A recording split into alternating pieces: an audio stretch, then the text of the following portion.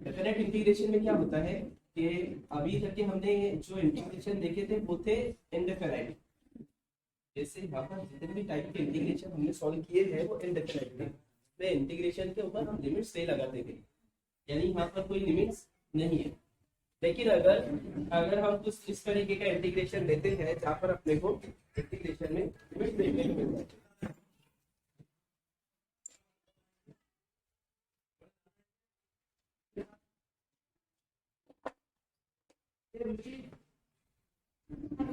जैसे अगर हम बात करें यहाँ पर integration F of X D x है, अब इसके ऊपर अगर मैं लिमिट लगा दूं a to b F of X D X, तो ये हमारा बन गया है डेफिनेट इंटीग्रेशन। डेफिनेट और इनडेफिनेट में ये फर्क है कि इसमें लिमिट्स आते हैं डेफिनेट में, और इनडेफिनेट में लिमिट्स नहीं आते।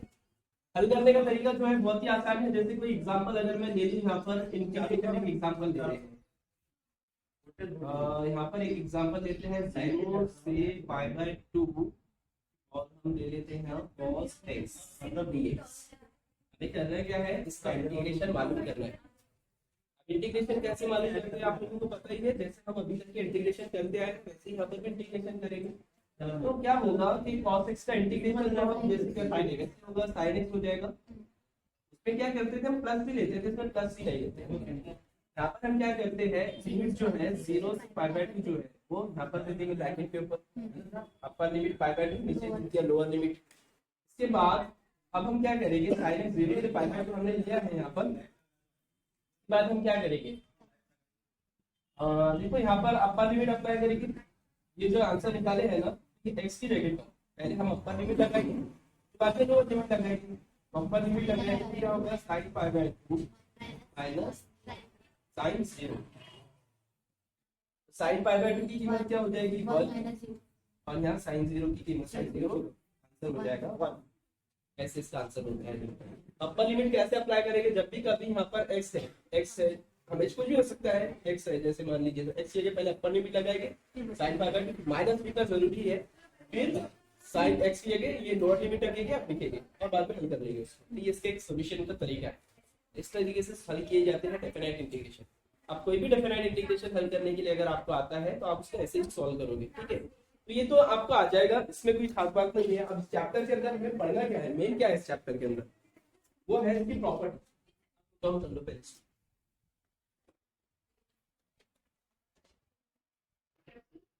तो मसला यानी थ्योरम यहाँ पर क्या है समझते हैं इस चीज को।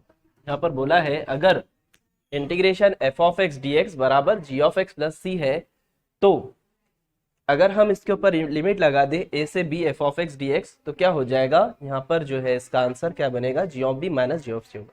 जी ऑफ सी लिख दिया पर जी ऑफ ए, ठीक है।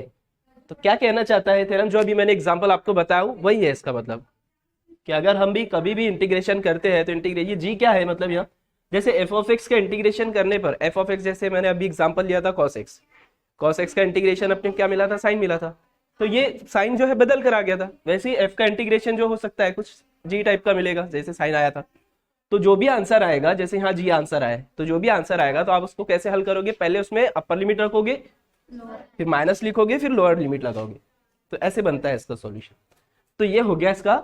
अब इसके बाद अब इसके ऊपर हम कुछ प्रॉपर्टीज बनाएंगे, इसके कुछ उसूल और रूल्स लिखेंगे। तो एक एक करके वो सारी प्रॉपर्टीज हम यहाँ पर लिखेंगे। तो पहले हम लिखते हैं इसकी प्रॉपर्टी फर्स्ट। प्रॉपर्टी फर्स्ट ये है, इसके अंदर हमें क्या करना है, integration a to a F of X D X बराबर 0 साबित करना है। इस चैप्टर के अंदर ना प्रॉपर्टीज ही है इंपॉर्टेंट, और हमें ये साबित करना है। इसमें से एग्जाम्पल जो आता है कभी 4 मार्क के लिए आ जाता है। अभी ये जो एग्जाम्पल ये साल पेपर हुआ है उसी में इस प्रॉपर्टीज में से प्रॉपर्टी नंबर 7 या 8 थी, वो 4 मार्क के लिए आई है। तो इस चैप्टर के अंदर प्रॉपर्टीज के ऊपर ही फोकस करना है, इसके अंदर मेन यही है। अब इसका हमें बनाना है प्रूफ, इसका किस तरीके से बनेगा। तो सबसे पहले हम क्या करते हैं, जो दिया हुआ जो थ्योरम है ना, इस थ्योरम का इस मसले का इस्तेमाल करेंगे। अब देखो इंटीग्रेशन जो है अपने पास में F of X D x, इसकी कीमत क्या होती है, जी ऑफ एक्स प्लस सी है, मान लेते हैं इसको। अगर मैं इसको दोनों साइड लिमिट रख दूं इसके ऊपर, मतलब इसके ऊपर लिमिट रख दूंगा तो क्या हो जाएगा, A to B F of X D X. जब लिमिट मतलब इंटीग्रेशन अपना हल हो जाता है तो उसके ऊपर जो लिमिट है वो कहाँ चले जाते हैं, ब्रैकेट पर चले जाते हैं।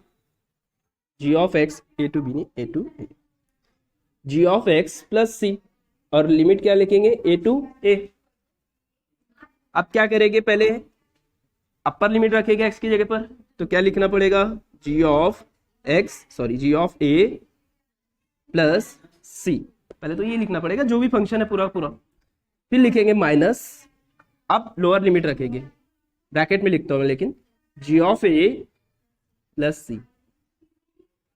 ये पूरा एक कंप्लीट फंक्शन है यहाँ से यहाँ तक की, इसलिए आपने यहाँ पर भी उसको पूरा लिखा और यहाँ पर भी पूरा लिखा। एक्स के जगह पर अपने को क्या लिखना है, ए रिप्लेस करना है। हल कर लेते हैं, G of A plus C minus G of A minus C, plus C minus C cancel, तो क्या बचा, अब ये G of A minus G of A वो भी कैंसिल हो जाएगा, तो फाइनल आंसर क्या आ गया, फिर 0 आ गया। तो इसका बन गया प्रूफ। समझ में आया, नोट डाउन करो।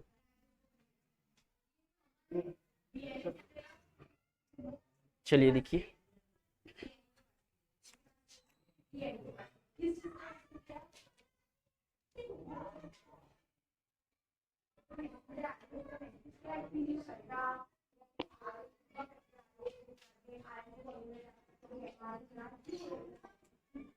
अब इसके अंदर क्या करना है, देखो यहाँ पर अपने को इंटीग्रेशन में क्या दिया है, A to B F of X D X को हमें लिखना है minus B to A F of X D X. A to B को हम क्या लिख रहे हैं, बी टू ए लिख रहे हैं। तो इसके अंदर रूल प्रॉपर्टी क्या कहती है कि अगर हमें ए से बी को बी से ए में कन्वर्ट करने की जरूरत पड़ती है, एग्जाम्पल सॉल्व करते समय कभी कभी ऐसा होता है कि हमें लिमिट को इंटरचेंज करने की जरूरत पड़ती है, कर सकते हैं, लेकिन अगर हमने ए से बी, बी को ए में कन्वर्ट कर दिया तो फिर माइनस लेना पड़ेगा, ये प्रॉपर्टी कहती है। तो अब इसका प्रूफ बनाना है तो प्रूफ इसका भी वैसे ही बनेगा। सबसे पहले हम क्या करेंगे, ए से वो पहले हम वो लिखेंगे अपना जो मेन है, F of X D X is equal to G of X plus C, इसके ऊपर लगा देंगे लिमिट्स, तो लिमिट्स लगाने पर क्या हो जाएगा, G of X plus C, bracket के ऊपर चले जाएंगे ए और बी। मैं डायरेक्ट लिखता हूं, अभी इसका प्रूफ क्या आता है अपने को पता ही है, हल करने के बाद में G of B minus G of A आता है, ये मसले के हिसाब से ही है, ठीक है, प्लस ही नहीं आएगा, वो कैंसिल हो गया था ना दोनों में। अब यहाँ पर अगर पिछले वाले में क्या हुआ था, यहाँ पर ए आया था इसलिए ये कैंसिल हुआ था, इसलिए नहीं होगा। अब देखो मैं क्या करता हूँ, इसके अंदर अपने को ऐसे बनाना है ना, इसको माइनस इसमें से बाहर निकलते हैं कॉमन दोनों में से, अगर माइनस माइनस जब कॉमन निकलता है ना तो उल्टा क्या कर देता है, रिवर्स कर देता है, जो पॉजिटिव होता है उसको नेगेटिव बना देता है, जो नेगेटिव को पॉजिटिव बना देता है। तो ये पहले से पॉजिटिव है, तो यहाँ से जब माइनस जाएगा तो ये क्या हो जाएगा, माइनस हो जाएगा, और ये प्लस हो जाएगा। रूल क्या कहता है अपना, जो पॉजिटिव है उसको पहले लिखो, जी ऑफ ए को पहले लिखेंगे, जी ऑफ बी को बाद में लिखेंगे। अभी जो मसला हमने लिखे थे उसमें ये लिखे थे, देखो बी पहले आया है, ए बाद में आया, बी पहले और ए बाद में दिख रहा है, तो हमने लिमिट कैसे लिए है, बी को ऊपर रखे है, ए को नीचे रखे, जो पहला है वो उसको ऊपर लिखे है, और जो नीचे है यहाँ पर सेकंड था उसको नीचे लिखे है। इसके हिसाब से अब मुझे इंटीग्रेशन में इसको बदलना है, तो कैसे बदलूंगा, लिमिट्स लिखूंगा F of X D x, पहले कौन है, ए है, तो ए को ऊपर लिखेंगे, सेकंड बी है, हो गया प्रोफेसर। समझ में आया, नोट डाउन कर लो। तो नेक्स्ट प्रॉपर्टी जो है अपनी यहाँ पर, अगर इसमें जैसे मान लीजिए A to B F of X D X को यहाँ पर अपने को प्रूफ करना है A to B F of T D T, तो अगर एक्स को अगर हमने वेरिएबल टी से रिप्लेस कर दिए तो आंसर में दोनों के कोई फर्क नहीं पड़ेगा। मतलब मैं अगर LHS को अगर हल करता हूं और इससे कुछ आंसर आया, मान लीजिए हल होने के बाद 5, तो RH को भी अगर हल करेंगे सॉल्व करेंगे तो इसका भी आंसर क्या आएगा, 5 ही आएगा। तो ये है इसका प्रॉपर्टी का मतलब इन शॉर्ट हम ऐसे कह सकते हैं इस प्रॉपर्टी का क्या करना मतलब क्या है यहाँ पर, इसका मतलब ये है कि वेरिएबल बदल जाने से डेफिनेट इंटीग्रेशन में कोई फर्क नहीं पड़ता है। अगर आपने x की जगह y की जगह t की जगह s रख दिए तो कोई फर्क उससे नहीं पड़ेगा, ये प्रॉपर्टी कहती है। अब इसका प्रूफ बनाना है तो कैसे बनाएंगे इसका प्रूफ बनाने का तरीका तो सेम यही रहेगा।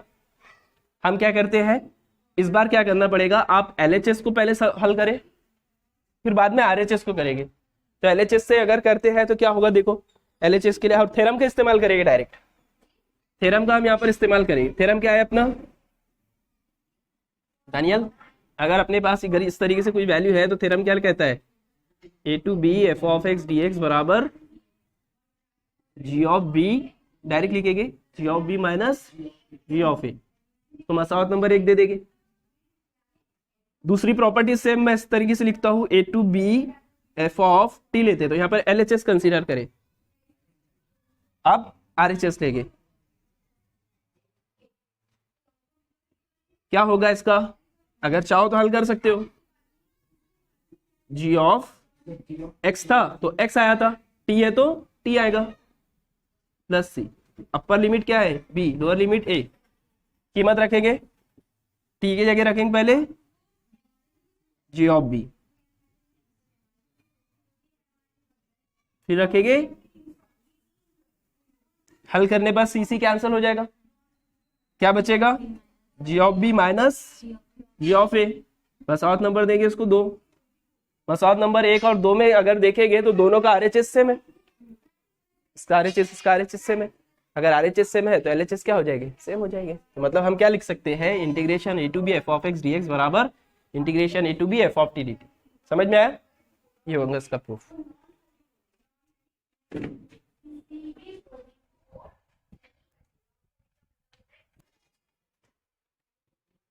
कितनी थर्ड का प्रूफ, फोर्थ ना,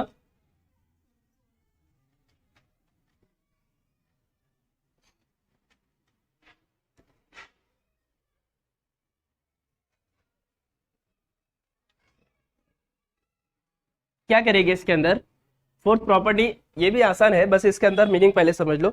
देखो कभी कभी ऐसा होता है कि इंटीग्रेशन हल करने के लिए अपने को अगर रीजन ऐसा है, मान लीजिए ए से बी तक के है, अपने को यहाँ से लेकर यहाँ तक के लिमिट्स के लिए इंटीग्रेशन को हल करना है। कभी कभी ऐसा होता है कि हमको लगता है कि अगर हम इसको टुकड़े अगर कर दे, यानी अलग अलग 2 हिस्सों में अगर किया जाए तो आसान हो सकता है। तो हम अगर इसको, जैसे मैंने क्या किया, एक लाइन बीच में, एक कोई तो भी पॉइंट बीच में ले लिया सी, तो अगर इंटीग्रेशन में इसका ऐसे करने वाला था ए टू सी के लिए, मतलब सॉरी ए टू बी के लिए, तो हम क्या कर सकते हैं, टुकड़े हमने क्या किया, जैसे वही जो इंटीग्रेशन हमारा ए टू बी इस तरीके से हम करने वाले थे, तो हम क्या कर सकते हैं, मैं इसको 2 टुकड़े में ऐसे कर दिया कि ए टू सी पहले लूंगा, फिर बाद में B to C to B बाद में लूंगा। यानी मीनिंग क्या है, दोनों का सेम होगा। अगर ए से बी अगर करते हो तो जो कीमत ए से बी के लिए आएंगी, मान लीजिए एक से बी के लिए आंसर आ रहा है 10, तो अगर आप ऐसे अगर करोगे उसको ए टू सी और सी टू बी, तब भी आंसर 10 ही आएगा। हो सकता है कि इसके लिए आपका 5 आए तो दूसरे के लिए भी 5 आ जाएगा, हो सकता है इसके लिए आपका 3 आए तो दूसरे वाला फिर 7 बन जाएगा। बैलेंस करके दोनों भी आंसर वही देंगे जो ये वाला देगा। समझ में आया, तो ये मीनिंग है इसका। तो ये सी जो पॉइंट है ये ए और बी के बीच में कहीं तो भी आया है, तो हम ऐसे कर सकते हैं। ये प्रॉपर्टी की हेल्प से हम क्या कर सकते हैं, इंटीग्रेशन को टुकड़े कर सकते हैं, आसान आसान टुकड़ों में उसको हल कर सकते हैं। ऐसा कब होता है वो मैं एग्जाम्पल जब सॉल्व करेंगे ना इसके तब बताऊंगा। अब इसका प्रूफ बनाना है तो इसके प्रूफ बनाने के लिए हम क्या कंसीडर करेंगे, आरएचएस लेंगे, आरएचएस को हल करेंगे इसके। जैसे आरएचएस को कैसे हल करना है, तो आरएचएस हमने कंसीडर कर लिया इसका A to C F of X D X plus C to B F of X D X. लगाओ इसके ऊपर अपना थ्योरम, मसला लगाओ इसके ऊपर, क्या होगा पहले वाले का सॉल्यूशन, डायरेक्ट बोलो जी ऑफ एक्स, डायरेक्ट बोलो ना, upper limit C minus lower limit A, ठीक है, प्लस इसके ऊपर लगाओ G of B, right, G of C plus G of C minus, cancel हो गया, क्या बचा, जी ऑफ माइनस ए है, जी ऑफ बी है, तो पॉजिटिव वाले को पहले ले लेते हैं।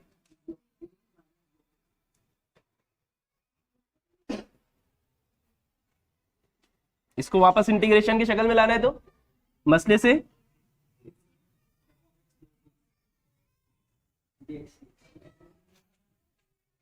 क्लियर।